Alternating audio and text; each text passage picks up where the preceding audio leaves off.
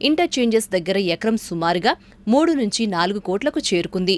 Road నుంచి 2 నుంచి 3 కిలోమీటర్ల దూరంలో కూడా ఎకరం స్థలం 1 కోటి నుంచి 1,50,00,000 వరకు పలుకుతోంది. ఇక రీజనల్ రింగ్ రోడ్ పనులు పట్టాలెక్కితే మాత్రం భూముల ధరలకు రెక్కలు రావడం ఖాయమంటున్నాయి రియల్ ఎస్టేట్ వర్గాలు.